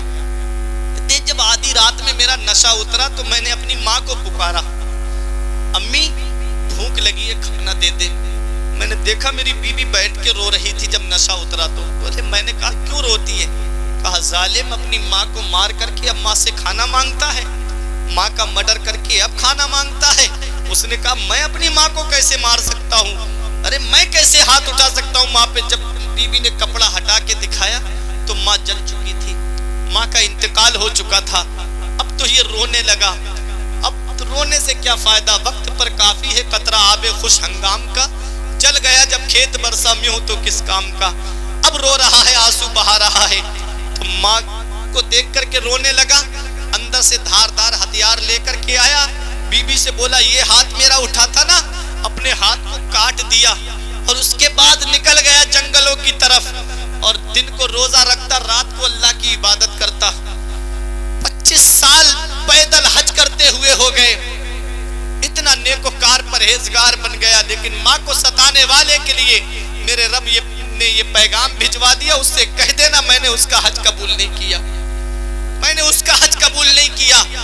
یہ وہ لوگ سوچے جو ماں کے اوپر ہاتھ اٹھا دیتے ہیں, وہ لوگ سوچے جو ماں کو ستاتے ہیں, باپ کو ستاتے ہیں بڑھاپے میں جب ماں باپ پہنچ جاتے ہیں, وہ سوچے کہ کیا حال ہوتا ہے ماں کو ستانے والے کا, باپ پہ ظلم کرنے والے کا کیا حال ہوتا ہے. یاد رکھو پیارے مسلمانوں, محمد ابن ہارون رو رہا ہے. مدینے والے مصطفیٰ حضرت مالک ابن دینار کے خواب میں تشریف لائے, ارشاد فرمایا جس محمد ابن ہارون سے تم مل کے آ رہے ہو قیامت کا دن ہوگا, اللہ تعالیٰ اس کی ماں کو جنت عطا فرمائے گا اور اس کو جہنم کا حکم دے گا. نبی فرماتے ہیں مالک ابن دینار کے خواب میں آ کر کے کہ ماں جب جنت میں جا رہی ہوگی تو جب جنت میں قدم رکھنے والی ہوگی تو رک جائے گی اور کہے گی مولا میرا ایک بیٹا تھا دنیا میں, میں اپنے بیٹے کو جنت میں لے کر کے جاؤں گی. بتاؤ بیٹے نے جو ماں کے اوپر ظلم کیا وہ ماں جنت میں نہیں جا رہی بغیر بیٹے کے. پروردگار عالم اس کی ماں کی وجہ سے, ماں کے معاف کرنے کی وجہ سے اللہ تعالیٰ اسے جنت عطا فرمائے. تو یہ ماں باپ ہوتے ہیں, بیٹا کتنا بھی ظلم کیوں نہ کرے لیکن ماں باپ اپنی اولاد کو معاف کر دیتے ہیں. علماء فرماتے ہیں اگر ماں باپ ناراض ہیں تو پیر پکڑ کے بھی راضی کرنا پڑے تو ان کو راضی کر لو. کہ اگر کسی کو یہ پتہ لگانا کہ اس کا رب اس کا رسول اس سے راضی ہے یا نہیں ہے تو وہ گھر میں جا کر کے دیکھ لے. اگر ماں باپ راضی ہیں تو اللہ بھی راضی ہے, اس کا رسول بھی راضی ہے, اور ماں باپ ناراض ہیں تو نہ اللہ راضی ہے نہ اس کا رسول راضی ہے. حدیث پاک ہے ماں باپ کی رضا میں اللہ کی رضا ہے, ماں باپ کی ناراضگی میں اللہ کی ناراضگی ہے. اس لیے اے میرے عزیزوں یہ ماں باپ اللہ کی بہت بڑی نعمت ہے. اس محبت کا پتہ ہمیں تب چلتا ہے جب یہ سائے ہمارے سر سے اٹھ جاتے ہیں. چراغ لے کے بھی ڈھونڈو گے تو ماں باپ جیسی پیار کرنے والی شخصیت تمہیں نہیں ملے گی, پھر چراغ لے کے بھی ڈھونڈو گے تو ماں باپ جیسی محبت کرنے والی ذات تمہیں نہیں ملے گی. کیونکہ اگر بغیر لالچ کے تم سے کوئی محبت کرتی ہے تو وہ تمہاری ماں ہے, اور بغیر مطلب کے کوئی تمہیں مشورہ دیتا ہے تو وہ تمہارا بوڑھا باپ ہے. بے شک سب کی محبت میں مطلب ملے گا, ماں باپ کی محبت میں مطلب نہیں ملے گا. ایک شاعر نے کہا تھا کہ بڑھاپا کیا جوانی کیا یہ بچپن بانٹ لیتے ہیں, بڑھاپا کیا جوانی کیا یہ بچپن بانٹ لیتے ہیں, نہ ہوگر دل میں گنجائش تو آنگن بانٹ لیتے ہیں. نہیں منظور حصے میں کسی بیٹے کو اپنی ماں مگر آپس میں بوڑھی ماں کے کنگن بانٹ لیتے ہیں. نہیں منظور حصے میں کسی بیٹے کو اپنی ماں مگر آپس میں بوڑھی ماں کے کنگن بانٹ لیتے ہیں. اور ایک شاعر نے کہا تھا کہ دھوپ کیسی بھی ہو سایہ نہیں کھونے دیتا, راہ کیسی بھی ہو بے بس نہیں ہونے دیتا, بیچ کے اپنا لہو چاہے وہ روٹی لائے, ارے باپ اولاد کو بھوکا نہیں سونے دیتا. بیچ کے اپنا لہو چاہے وہ روٹی لائے, باپ اولاد کو بھوکا نہیں سونے دیتا. ان قربانیوں کو کیسے بھلاؤ گے, ان محبتوں کو کیسے بھلاؤ گے جو ماں باپ نے تمہارے لیے کی ہیں. آج بیٹا کہتا ہے بات یہیں سے تو نکلی تھی کہ میں نے اپنے پیسے سے گھر بنایا, میں نے اپنے پیسے سے پراپرٹی بنائی. حدیث پاک کیا کہتی ہے, نبی کی بارگاہ میں ایک صحابی آئے, نوجوان صحابی, یا رسول اللہ میرے باپ پہ میرا قرض آ رہا ہے, وہ دے نہیں رہے میرا قرضہ. نبی نے ان کے والد کو بلایا, بوڑھے صحابی تھے, ڈنڈے کا سہارا لے کر کے آئے, نبی کو سلام کیا. نبی نے ارشاد فرمایا اپنے بیٹے کا قرض کیوں نہیں دیتے؟ تو صحابی رونے لگے, یا رسول اللہ میرے جسم میں جب تک طاقت تھی, قوت تھی, اور میں پیسے کما کے لاتا تھا, تجارت سے آتا تھا, تو اپنے بیٹے کو خرچ کے لیے پیسے دیتا تھا. آج میرا بیٹا مجھے پیسے لا کر کے دیتا ہے, آج میرے جسم کی ہڈیوں نے جواب دے دیا, آج میری جسم کی طاقت نے جواب دے دیا. آج میرا بیٹا پیسے کما کے لاتا ہے, مجھے خرچ کو دیتا ہے, تو مجھ سے کہتا ہے میں آپ سے واپس لے لوں گا. یا رسول اللہ اب میں پیسے کہاں سے دوں گا بڑھاپے میں جب کمانے کی طاقت میرے اندر نہیں رہی. آقا نے اتنا سنا, حدیث پاک میں ہے, بکا رسول اللہ صلی اللہ علیہ وسلم, آقا رونے لگے, صحابہ رونے لگے. نبی ارشاد فرماتے ہیں میرے صحابہ, ان صحابی کی بات سن کے صرف میں ہی نہیں رو رہا ہوں, بلکہ میرے ارد گرد جتنے پتھر ہیں, جتنے ڈھیلے ہیں, وہ سب کے سب آنسو بہا رہے ہیں. اس کے بعد نبی نے ارشاد فرمایا میرے صحابی سنو, انتا و مالو کا لے ابی کا, ارے تم کہتے ہو میرا مال, تجھ پر بھی تیرے باپ کا حق ہے اور تیرے مال پر بھی تیرے باپ کا حق ہے. بے شک بہت خوب. تو چاہے اولاد ہو اس پہ بھی باپ کا حق ہے, اور اولاد کے مال پر بھی باپ کا حق ہے. تو یہ ماں باپ ہیں, ان کی قربانیوں کو ہم کہاں سے فراموش کریں گے؟ اللہ قرآن میں فرماتا ہے وقفد لہما جناح الذل من الرحمہ. میں قرآن و حدیث سے ہٹ کے بات نہیں کر رہا ہوں, آپ سنیں. رب 15ویں پارے میں فرماتا ہے, سورہ بنی اسرائیل میں رب فرماتا ہے وقفد لہما جناح الذل من الرحمہ, اپنے ماں باپ کے لیے مہربانی کا بازو بچھاؤ, اپنے ماں باپ کے لیے مہربانی کا بازو بچھاؤ. وَقُلْ رَبِّ ارْحَمْهُمَا كَمَا رَبَّيَانِي صَغِيرًا, اور اپنے ماں باپ کے لیے ایسے دعا کرو میرے پروردگار میرے ماں باپ پہ ایسا رحم فرما جیسا انہوں نے بچپن میں میرے اوپر رحم کیا. یہ قرآن ہمیں پیغام دیتا ہے کہ ایسے دعا کرو پروردگار کی بارگاہ میں, مولا میرے ماں باپ پہ ایسا رحم فرما جیسا انہوں نے بچپن میں میرے اوپر رحم کیا. ماں باپ کیسا رحم کرتے ہیں اولاد کے اوپر, کبھی غور کیا ہے تم نے؟ ماں باپ کی ان قربانیوں کو کیسے فراموش کرو گے, ماں باپ کی ان قربانیوں کو کیسے بھلاؤ گے؟ حضرات ذرا دیکھو, باپ ماں بچپن میں اگر بیٹا کوئی چیز توڑ دیتا ہے, گلاس توڑ دے یا برتن کو توڑ دے یا شیشے کا کوئی برتن توڑ دے, تو ماں کہتی دیکھو اس نے گلاس توڑ دیا, ماں کہتی ہے دیکھو اس نے کف توڑ دیا, ماں کہتی ہے دیکھو اس نے پلیٹ کو توڑ دیا. تو باپ کیا کہتا ہے, چل کوئی بات نہیں ہے, میں دوسری پلیٹ لے آؤں گا, رہنے دے میں دوسرا گلاس لے آؤں گا, رہنے میں دوسرا کپ لے آؤں گا. یہ باپ کہتا ہے میرا بیٹا ہی تو ہے, توڑ دیا تو کیا ہوا. حضرات اب علماء کرام کہتے ہیں کہ انسان کی جو عقل ہے وہ 40 سال میں مکمل ہوتی ہے. کتنے 40 سال میں, بچپن سے لے کے جب 40 سال کا ہوتا ہے تب اس کی عقل پوری ہوتی ہے, اور 40 سے لے کر کے 60 سال کا جب انسان ہو جاتا ہے تو عقل مکمل رہتی ہے. 20 سال تک عقل مکمل رہتی ہے, اور جب 60 سال کا انسان ہو جاتا ہے تو اس کی عقل کم ہونے لگتی ہے, اس میں بچوں والی کوالٹی آ جاتی ہے, اس کے اندر بچوں والی حرکتیں آ جاتی ہیں. جس کو تم بولتے ہو بڑھاپے میں بچوں جیسی باتیں کرتے ہیں, بڑھاپے میں سٹھیا جیسے گئے ہیں, اس طرح کے جملے انسان بولتا ہے کہ نہیں بولتا ہے؟ کیونکہ جب انسان 60 سال کا ہو جاتا ہے تو اس کی عقل کم ہونے لگتی ہے. اب قرآن کا فرمان سنو, رب فرماتا ہے اپنے ماں باپ کے لیے ایسے دعا کرو کہ اے میرے پروردگار میرے ماں باپ پہ ایسا رحم فرما جیسا انہوں نے بچپن میں میرے اوپر کیا تھا. جیسے باپ بچپن میں تمہیں مارتا نہیں تھا, جیسے باپ بچپن میں تمہیں جھڑکتا نہیں تھا, جیسے باپ تمہیں بچپن میں کسی چیز سے منع نہیں کرتا تھا, ایسے ہی باپ کی عمر جب 60 سال کے قریب ہو جائے تو انہیں جھڑکنا مت, ان سے تیز تراری سے بات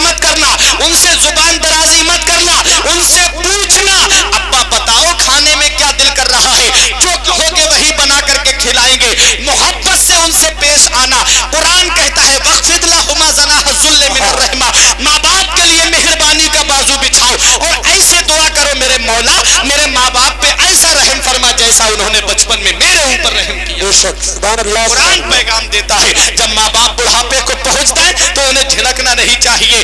آگے نبی نے ایک حدیث پاک میں ارشاد فرمایا رغما انفہ رغما انفہ رغما انفہ 3 مرتبہ فرمایا اس شخص کی ناک غبار آلود ہو جائے, وہ شخص ذلیل و خوار ہو جائے, وہ شخص دنیا میں ذلیل و خوار ہو جائے. صحابہ نے عرض کیا قالا من یا رسول اللہ, یا رسول اللہ کون ذلیل و خوار ہو جائے, یا رسول اللہ کون کس کی ناک غبار آلود ہو جائے. نبی ارشاد فرماتے ہیں جو ماں باپ کو بڑھاپے میں پائے یا ان میں سے کسی ایک کو بڑھاپے میں پائے اور اپنا داخلہ جنت میں نہ کرے. بے شک. کیا سمجھے؟ نبی فرماتے ہیں جس کے ماں باپ بڑھاپے کو پہنچ جائیں, یا ایک کا انتقال ہو گیا, ایک بڑھاپے میں ملا, ماں ملی یا باپ ملا, نبی فرماتے ہیں وہ شخص ذلیل و خوار ہو جائے جو اپنی ماں کی خدمت کر کے اپنے باپ کی خدمت کر کے جنت میں داخلہ نہ کرے, کیونکہ ماں باپ کی خدمت سے جنت میں داخلہ ملتا ہے, ماں باپ کی خدمت سے جنت ملتی ہے. یاد رکھو پیارے مسلمانوں, آج ہوتا کیا ہے, اب آخری بات بتانے جا رہا ہوں. آج ہوتا کیا ہے, ہمارا معاشرہ کیا کہتا ہے, آج ہمارا معاشرہ اس طرح سے ہو گیا کہ اگر ماں نے ایک بار کہہ دیا تم اپنے بچپن کو تو ذرا یاد کرو, تھوڑا سی دیر کے لیے پلٹ کے تو چلو اپنے بچپن کی طرف.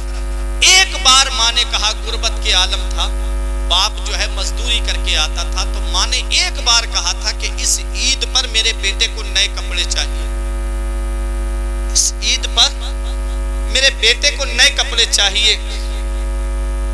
باپ نے اوور ٹائم مزدوری کی لیکن عید پر نئے کپڑے لا کر کے اپنے بیٹے کو دیے, عید پر نئے کپڑے اپنی اولاد کو پہنائے.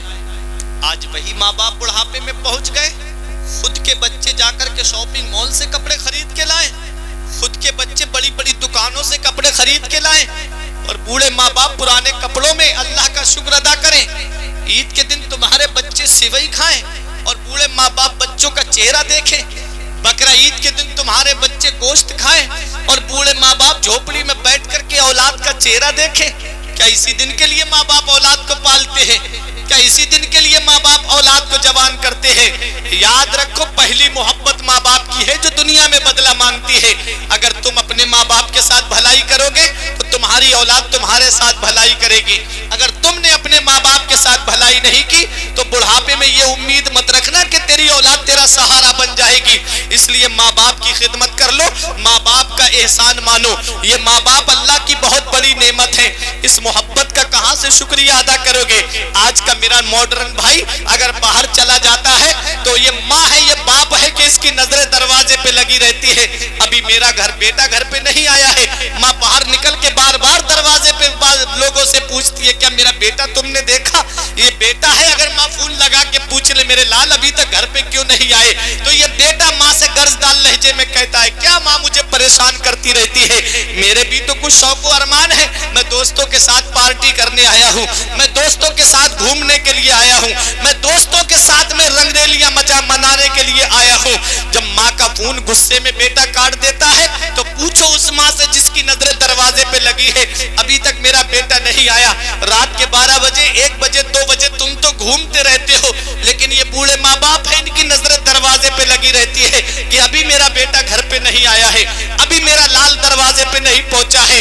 اللہ اکبر. آج جس بوڑھے ماں باپ کی تم کو بولی اچھی نہیں لگتی, آج جس ماں کا فون تم کو اچھا نہیں لگتا, آج جس باپ کا تم کو ڈانٹنا اچھا نہیں لگتا, ایک دن آئے گا کہ تمہیں کوئی فون کرنے والا نہیں ہوگا, ایک دن آئے گا کہ کوئی تم کو ڈانٹنے والا نہیں ہوگا, ایک دن آئے گا کہ کوئی تم سے تمہاری خیریت پوچھنے والا نہیں ہوگا. پھر چراغ لے کے بھی ڈھونڈتے پھرو گے تو ماں باپ جیسی محبت کرنے والی شخصیت تمہیں نہیں ملے گی. پھر چارپائی جس پہ باپ لیٹا رہتا تھا اس چارپائی کو دیکھو گے وہ تمہیں کاٹنے کے لیے دوڑے گی, کیونکہ سب کچھ ملے گا اس گھر میں لیکن ماں باپ کی آواز نہیں ملے گی.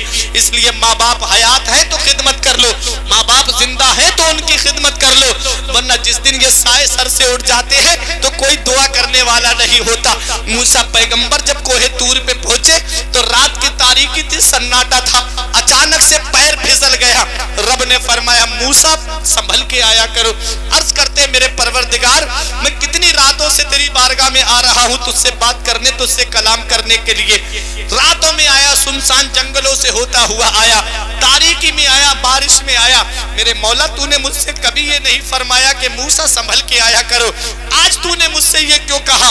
تو رب کی بارگاہ سے جواب ملا، موسیٰ جب تم گھر سے نکلتے تھے تو تم اپنی ماں سے اجازت لے کے نکلتے تھے، تمہارے پیچھے تمہاری ماں ہاتھ اٹھا کے دعا کرتی تھی، مولا میرے موسیٰ کے مزاج میں شدت ہے، میرے موسیٰ کے مزاج میں جلال ہے، میرے مولا میرے بیٹے کو ثابت قدم رکھنا۔ موسیٰ علیہ السلام سے رب نے فرمایا، موسیٰ آج وہ دعا کرنے والے ہاتھ نہیں رہے، آج وہ دعا کرنے والے ہاتھ ہمیشہ کے لیے اٹھ گئے۔ موسیٰ پیغمبر، جیسے پیغمبر کو ماں کی دعا کی ضرورت ہے، ذرا سوچو تو صحیح ماں باپ کتنی بڑی اللہ کی نعمت ہے۔ ان محبتوں کا تم شکریہ کہاں سے ادا کرو گے؟ ان محبتوں کا جواب کہاں سے لاؤ گے؟ اللہ اکبر، موسیٰ پیغمبر سے رب فرما رہا ہے، موسیٰ سنبھل کے آیا کرو، اب دعا کرنے والے ہاتھ نہیں رہے۔ اللہ اکبر، یاد رکھو پیارے مسلمانوں، کتنے حادثے، کتنی مصیبتیں اللہ ماں باپ کی دعا کے وسیلے سے ٹال دیتا ہے، ماں باپ کی دعا کی وجہ سے ٹال دیتا ہے۔ یہ ماں باپ اللہ کی بہت بڑی نعمت ہے، یہ ماں باپ اللہ کا بہت بڑا انعام ہے، اس لیے ماں باپ کی خدمت کر لو۔ مدینے والے مصطفیٰ فرماتے ہیں، جو ماں باپ کو بڑھاپے میں پائے اور ان کی خدمت کر کے جنت میں داخلہ نہ کرائے، ایسا شخص ذلیل و خوار ہو جائے۔ نبی فرماتے ہیں کہ جو ماں باپ کا چہرہ محبت سے دیکھ لے صبح کو، تو گویا اس کے لیے جنت کے 2 دروازے کھول دیے جاتے ہیں، اور اگر ایک کا انتقال ہو گیا ہے، ایک باقی ہے، تو اس کا چہرہ محبت سے دیکھ لے تو اللہ تعالیٰ جنت کا ایک دروازہ کھول دیتا ہے۔ نبی فرماتے ہیں ماں باپ کے لیے، نبی نے ارشاد فرمایا ہے، جب ایک صحابی نے پوچھا یا رسول اللہ میرے ماں باپ کا حق میرے اوپر کیا ہے؟ نبی نے فرمایا ہما جنتوں کا ہما ناروں کا، تیرے ماں باپ تیرے لیے جنت بھی ہے اور تیرے ماں باپ تیرے لیے جہنم بھی ہے۔ اگر خدمت کرے گا، ماں باپ کی فرما برداری کرے گا تو اللہ تعالیٰ جنت عطا فرمائے گا، اور اگر ماں باپ کی نافرمانی کی تو اللہ تعالیٰ جہنم میں ڈالے گا۔ اس لیے ماں باپ کی قدر کر لو، ماں باپ کی خدمت کر لو۔ یہ وہی مکہ ہے، پلٹ کے آ جائیں، یہ وہی مکہ ہے جہاں لوگ اپنی ماں کو بازار میں بیچ آتے تھے۔ پیغمبر اسلام نے اپنی رضائی ماں حلیمہ سعدیہ سے محبت کر کے ہم کو ماں سے پیار کرنے کا پیغام دیا، بے شک ہم کو ماں سے پیار کرنے کا سبق دیا۔ میں نے کہا تھا نا کہ میں تقریر صرف 3 ہستیوں پہ کروں گا، بیٹی، بہن، ماں، اس سے آگے ابھی نہیں بڑھا ہوں، میں صرف ماں پہ بول رہا ہوں۔ یاد رکھو یہ ماں باپ اللہ کی بہت بڑی نعمت ہیں۔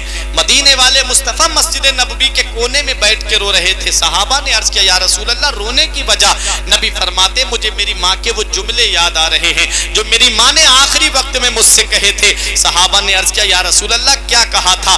نبی فرماتے ہیں کہ میری ماں نے مجھ سے آخری وقت میں کہا تھا، واقعہ سن لو میں بتاتا ہوں۔ مدینے والے مصطفیٰ کو لے کر کے جب حضرت آمنہ آپ کی ننہال مدینہ منورہ آ رہی تھی تو مقام ابوا میں حضرت آمنہ کی طبیعت خراب ہو گئی۔ جو حاجی ہیں جو حج کر کے آئے ہیں وہ جانتے ہیں مکے اور مدینے کے بیچ میں ایک جگہ ہے مقام ابوا، وہاں حضرت آمنہ کی طبیعت خراب ہوئی۔ کوئی عام خاتون بیمار نہیں ہوئی ہے، قبیلہ قریش کی ایک معزز خاتون بیمار ہوئی ہے۔ قافلے کے سردار نے کہا قافلے کو روک دیا جائے، قافلہ ٹھہر جاتا ہے۔ حضرات حضرت آمنہ پہ وہ وقت آیا جو سب پہ آنا ہے، وہ گھڑی آئی جو سب پہ آنی ہے۔ قافلے والے چھوڑ کر کے چلے گئے، ساتھ میں ایمن ہے اور 6 سال کی عمر مدینے والے مصطفیٰ کی ہے۔ 6 سال کا بچہ کتنا بڑا ہوتا ہے دیکھو۔ جب نبی کی والدہ کے اوپر آخری وقت آیا، نبی نے دیکھا ماں کا سایہ سر سے اٹھنے والا ہے، مشفقہ ماں کا سایہ سر سے اٹھنے والا ہے۔ نبی نے اپنی ماں کے سر کو اپنے زانوں پہ رکھ لیا، نبی اپنی ماں کا سر دبانے لگے۔ جنت کی حوروں نے کہا یا رسول اللہ آپ کو یہ پریشانی اٹھانے کی ضرورت کیا ہے؟ ہمیں اجازت دیں ہم آپ کی ماں کی خدمت کریں۔ تو نبی کا کردار بول رہا تھا، نبی کا کیریکٹر بول رہا تھا، نبی کی سیرت بول رہی تھی، نبی کا اخلاق بول رہا تھا۔ ماں کی خدمت کا حق نرسوں اور نوکرانیوں کی ڈیوٹی لگا کے ادا نہیں ہوتا ہے، ماں کی خدمت کا حق تب ادا ہوتا ہے جب بیٹا خود اپنی ماں کی خدمت کرتا ہے۔ نبی اپنی ماں کا سر دبا رہے ہیں، ماں کا سایہ سر سے اٹھنے والا ہے، نبی کی آنکھوں سے آنسو نکلے، حضرت آمنہ کے چہرے پر گرے۔ حضرت آمنہ نے آنکھیں کھول کے دیکھا نبی رو رہے ہیں۔ حضرت آمنہ نے چہرے پہ ہاتھ پھیرتے ہوئے کہا مت رو میرے لال، آنسو مت بہا میرے لال، تو دنیا میں رونے کے لیے نہیں آیا ہے بلکہ روتے ہوں کو ہنسانے کے لیے آیا ہے۔ آنسو مت بہا میرے لال، تو آنسو بہانے کے لیے نہیں آیا ہے بلکہ بہتے ہوئے آنسوؤں کو پوچھنے کے لیے آیا ہے۔ لیے روتے ہیں کہ ماں باپ کے بعد میں بے سہارا ہو جائیں گے. میرے لال تو کسی کے سہارے کا محتاج نہیں ہے, تیرا خدا تیرا سہارا ہے اور تو ساری خدائی کا سہارا ہے. میرا ایمان پکار کے کہتا ہے غم زدوں کو رسا مستہ دیجے کے ہے, غم زدوں کو رسا مستہ دیجے کے ہے, بے کسوں کا سہارا ہمارا نبی. سارے اچھوں میں اچھا سمجھیے جسے ہے اس اچھے سے اچھا ہمارا نبی. نعرہ تکبیر، نعرہ رسالت، علماء اہل سنت، مسلک اعلیٰ حضرت، خاندان اعلیٰ حضرت، جشن عید میلاد النبی. نعرہ تکبیر، نعرہ رسالت. تو نبی اپنی ماں سے محبت کر رہے ہیں, نبی اپنی ماں سے پیار کر رہے ہیں. ہمیں ماں سے محبت کرنے کا سبق دیا, ہمیں اپنی ماں سے محبت کرنے کا درس دیا. یہ پیغام نبی کی بارگاہ سے ملا, یہ درس ہمیں نبی کی بارگاہ سے ملا. لوگ بیٹی سے محبت نہیں کرتے تھے, نبی نے بیٹیوں سے محبت کرنا سکھایا. لوگ بہنوں سے محبت نہیں کرتے تھے, نبی نے بہنوں سے پیار کرنے کا سبق دیا. لوگ ماں سے محبت نہیں کرتے تھے, مدینے والے مصطفیٰ نے ماں سے محبت کرنے کا ہمیں پیغام دیا.